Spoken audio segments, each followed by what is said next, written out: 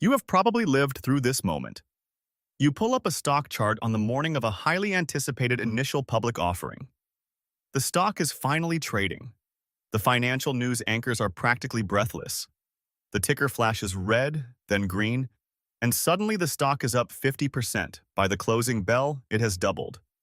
You watch the headline pop and think, what a massive win for the company. But here is the lightly contrarian twist that Wall Street understands implicitly. That giant jump on day one is not a miraculous victory. It is money the company deliberately chose not to take. When Snowflake doubled in 2020, or when Beyond Meat soared 163% in 2019, the public saw a triumph. But inside the boardroom, that gap between the offer price and the open represents billions of dollars left on the table. It is cash handed directly to the select few who were allowed to buy at the starting line. Big pops are not accidents, they are a choice. The official explanation for these opening day fireworks is usually wrapped in the clean language of efficient markets. You will hear that the market has simply discovered the fair price through natural supply and demand. That sounds wonderful in a textbook, but the long-run data tells a very different story. According to Professor Jay Ritter, who maintains the definitive database on these market mechanics at the University of Florida, the average first-day return for U.S. IPOs since 1980 has been around 18%. An 18% jump, sustained over 4 decades across thousands of companies, is not a coin flip. It is a structural feature of the machine. It is systematic underpricing. Now, the exact temperature changes. In some boom years, the average rockets into the stratosphere. In cold years, it compresses. But the underlying shape holds steady. An IPO pop is not random luck or unpredictable hype. It is exactly how the traditional Wall Street offering mechanism was designed to function. To understand why companies leave a mountain of cash behind, you have to look at how the price is built in the first place. This brings us to the roadshow and the book-building process.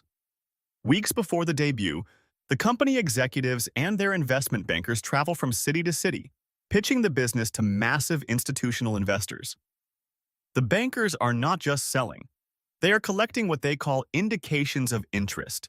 They are essentially asking these massive funds how many shares they would be willing to buy, and at what price.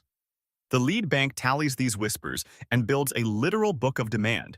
Based on that secret ledger, they post an expected price range. Finally, on the night before the stock goes public, they lock in the exact offer price and the total share count. The company is relying entirely on the underwriters to navigate this blind process. And for that guidance, the company pays a very steep toll. Which brings us to the core mechanism. Why intentionally underprice the stock? Why leave a discount? Underpricing is not a miscalculation by the banks. It is a highly effective tool. Think of it as a carefully calculated tip left for the buy-side clients who actually fill the order book. There is a classic market theory here about truthful demand revelation.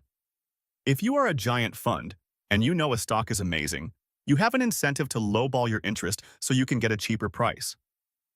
But if the banker implicitly promises you a healthy day one discount, you will tell them exactly what you want. You give them honest data. Plus, there is the human element of career risk. If a high-profile deal breaks below its offer price on day one, it is a disaster for the underwriter and the company executives. Leaving 10 or 20% of upside on the table practically guarantees a clean, victorious headline and keeps the executives from getting fired. Let us talk about the fee itself, because it is a fascinating quirk of the financial industry. In any fiercely competitive business, you would expect service fees to bounce around based on market conditions, the size of the job, and heavy negotiation. But in the US IPO market, there is a stubborn, sticky puzzle. The banking fee, known as the underwriting spread, clusters incredibly tightly around 7% of the total cash raised, especially for mid-sized deals. This norm has barely budged since the 1990s. While massive, multi-billion-dollar mega deals can negotiate a slightly lower percentage, and tiny deals might pay a bit more, that 7% center of gravity is an absolute anchor. Its persistence reflects the immense power of Wall Street syndicates. But it also reveals something about the psychology of the issuers. Companies going public are terrified of a botched debut. They view that 7% not just as a transaction fee, but as an insurance premium against public embarrassment. But what happens if the market gets volatile and the stock threatens to sink? Enter the stabilizer you rarely hear about. It is called the over-allotment option, universally known on the street as the green shoe. When the banks price the deal, they typically sell 115% of the shares they actually have. This means on the morning of the IPO, the underwriters are technically short the stock. They have sold 15% more shares than the company officially issued. Here is the genius of it. If the stock price rockets upward, the banks simply exercise their green shoe option, buying those extra shares straight from the company at the original offer price to cover their short position.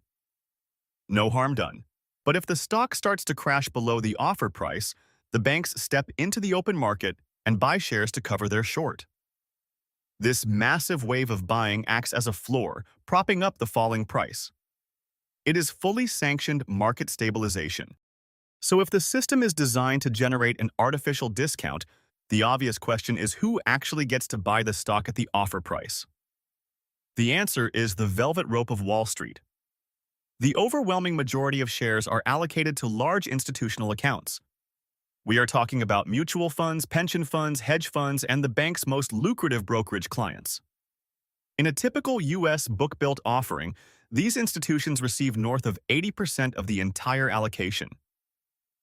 Retail investors, the everyday people trading on their phones, almost never get access to the true starting line. Unless there is a highly specific retail tranche or a rare directed share program, the public is entirely locked out of the initial pricing. By the time the stock actually opens for trading on the exchange, the early investors have already secured their discount.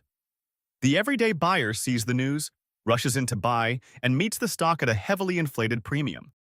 Now, if you are one of the lucky institutions handed this immediate paper profit, you might be tempted to sell your shares 10 seconds after the market opens to lock in the cash. Underwriters hate this. They want the stock to look stable, not like a chaotic dump. To prevent it, they use a specialized enforcement tool known as a penalty bid. The lead underwriter tracks exactly which shares were allocated to which broker and what those clients do with them. If a client dumps their allocation immediately, effectively flipping the stock for a quick profit, the lead bank can reach back and claw away the selling fee from the broker who brought that client to the table. It is a sharp financial slap on the wrist. The message is incredibly clear. If we give you the gift of an allocation, you are expected to hold it, at least through the volatile opening stretch. This hidden discipline is what keeps day one trading relatively orderly. The final ingredient that turns these structural discounts into absolute fireworks is artificial scarcity. When a company goes public, it almost never sells all of its shares. It usually sells a tiny fraction, maybe 10 or 15% of the total equity. The rest of the shares, held by founders, early employees, and venture capitalists, are locked up. They are legally restricted from being sold, usually for a period of 180 days. This creates a tiny pool of tradable shares, known as the free float. In a hot market, you have an ocean of global retail and institutional demand trying to squeeze through a garden hose of available supply. It is pure mechanical pressure. When the float is that incredibly small, every single buy order hits the market with magnified force. Prices gap upward violently. The lockup ensures that the supply remains artificially constrained exactly when the public hype is at its absolute peak. Let us look at how this plays out in reality, starting with a famous deal where the pop completely failed to materialize. Think back to the Facebook IPO in 2012. The company and its lead underwriter pushed the limits. They upsized the deal and priced it incredibly aggressively at $38 a share. When it finally opened, plagued by infamous technical glitches on the exchange, the stock barely moved. It closed day one at $38.23, a gain of less than 1%. Without a built-in discount and facing a massive flood of selling pressure, the stock threatened to break below the offer price immediately. The underwriter had to lean heavily on the green shoe, buying millions of shares in the open market just to keep it from collapsing on day one. Facebook proved that when the price is squeezed to the maximum, the pop vanishes, and the money left on the table shrinks to near zero. Google took a completely different, almost rebellious approach in 2004. The founders wanted to break the traditional Wall Street grip on the pricing process. They opted for a Dutch auction. Instead of bankers whispering with hedge funds to build a secret book, anyone could submit a bid stating how many shares they wanted and what they were willing to pay. The idea was to democratize access, eliminate the favors, and capture all the cash for the company. The Wall Street establishment hated it. But even with an auction meant to establish perfect fair market value, the stock still popped. It priced at $85 and closed its first day at $100.34, an 18% jump. The auction definitely narrowed the gap and stripped away some of the backroom games, but it proved that when you have immense hype and limited supply, the sheer force of public demand will still drive a premium. Contrast that with the absolute frenzy of the Beyond Meat offering in 2019. This is the textbook example of extreme scarcity, meeting a euphoric market narrative. The company offered shares at $25. By the end of the first trading day, the stock had rocketed to $65.75. That is a staggering 163% return in a matter of hours. The mechanics were perfectly aligned for an explosion. The company had a compelling story, massive consumer recognition, and a tiny free float. Because they sold so few shares, the intense public demand easily overwhelmed the available supply. But think about what that means structurally. The company raised only a fraction of the capital it could have commanded at the closing price. The vast majority of that enormous wealth creation did not go to the company to build new factories. It was instantly transferred to the selected investors who held the allocations at the offer. Snowflake in 2020 was perhaps the most glaring modern example of leaving billions on the table. It was the hottest software offering of the year. The deal had pristine validation, including rare cornerstone investments from massive, famous conglomerates. Despite this massive stamp of approval, the traditional book-building machine went to work. The company priced its shares at $120. Within hours, it was trading at $253.93, a 112% leap. The order book was so wildly oversubscribed that the bankers knew they could have priced it dramatically higher. But they chose not to. The massive gap between the offer and the close represented billions of dollars in unrealized capital for the company itself. It was a conscious, deliberate transfer of value to the allocated buyers, all in the name of relationship management, rewarding the buy side, and ensuring a spectacular headline-grabbing debut. Occasionally, a company tries to bend the rules of the velvet rope just slightly. Airbnb did this during their 2020 debut. The company priced at $68 and watched the stock soar to $144.71 by the close, another massive triple-digit pop. But Airbnb utilized something called a directed share program. They carved out a portion of the offering and allowed thousands of their hosts to buy in at the offer price, right alongside the massive institutions. It was a rare nod to the people actually generating the revenue for the business, allowing a select group of everyday people to capture the built-in discount. It was excellent public relations, but if you look at the total volume, the heavy majority of the shares still flowed straight into the hands of traditional institutional managers. The core mechanism remained intact, the pop was massive, and the upside was firmly captured by the insiders at the front of the line. It is vital to understand that this dynamic is not just about isolated famous companies. It is a repeating, cyclical rhythm. The size of the underpricing pop expands and contracts with the broader madness of the market. During the absolute apex of the dot-com bubble in 1999, the average first-day return for an IPO reached an astonishing 71%. By 2000, it was still hovering around 56%. But when the market turns cold, the music stops. In bear markets, the pop can vanish entirely. Deals get pulled because the book cannot be filled without slashing the price to an embarrassing level. Yet, the underlying machinery never actually changes. The banks still build the book. They still tilt the allocations to their best clients. The green shoe is still ready to stabilize. And lockups still restrict supply. The market temperature simply determines how violent the chemical reaction will be on day one. We also have to acknowledge that the system used to be much darker. During the late 1990s, some investment banks engaged in practices that eventually drew massive regulatory fury.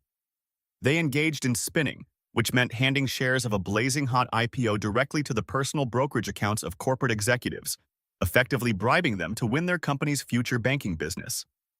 They also used laddering, essentially requiring investors to promise to buy more shares in the aftermarket at higher prices in exchange for getting an allocation at the offer. After the bubble burst, regulators cracked down. In 2003, major Wall Street firms paid over $1 billion in sweeping settlements. The authorities tightened the rules governing allocations and aftermarket conduct. The most blatant abuses were cleaned up, but the core structural incentives survived. Banks still legally reward their most lucrative commission-paying clients, and they still engineer the entire process to keep the first day orderly. When you strip away the financial jargon, the ultimate question is simply, who wins the IPO game? The answer is the inner circle. The primary captors of the opening day jump are the institutional funds that command enough capital and generate enough trading commissions to earn a permanent spot on the underwriter's priority list. Add in the occasional insiders granted access through a directed share program. The retail buyer, logging into a brokerage account to buy shares on opening morning, is structurally positioned as the exit liquidity. They are arriving after the jump has already occurred. A massive day one pop is not a sudden magical creation of value. It is a highly engineered transfer of wealth. The company agreed to sell a piece of itself at a specific, discounted price. The broader market immediately valued it higher. The immense gap in between flows seamlessly to the entities who were allowed to buy at the offer. That is not an accident, that is the design. Quick pause. If you appreciate clear, mechanical breakdowns of how markets actually function, without the hype or the stock tips, take a second to subscribe and stick with us. We build videos that strip away the financial noise to show you exactly how this machine really runs. The overarching takeaway here changes how you view a market debut. Financial markets are often described as perfect auction houses, but on IPO day, they operate much more like an exclusive queue. The people standing at the absolute front of the line receive a heavy structural subsidy. The book-building process establishes the rules of the game. Intentional underpricing buys valuable information from investors and ensures smooth, victorious optics for the executives. The hidden green shoe mechanism stands by to absorb selling pressure and steady the tape. Artificial scarcity acts as an accelerant, pouring gasoline on public demand. And the faces at the front of that line are overwhelmingly institutional. This fundamental pattern repeats itself across every boom and bust cycle. Once you recognize the velvet rope, the mechanics of the queue, and the incentives of the underwriters, that spectacular day one pop finally makes perfect sense. If you enjoyed this plain English walk through the true mechanics of going public, hit the subscribe button and drop a like. There is a lot more to uncover about asset bubbles, the anatomy of bank runs, market crashes, and the quiet, hidden machinery that actually moves prices right here on the channel. Browse around, pick your next story, and we will see you next time.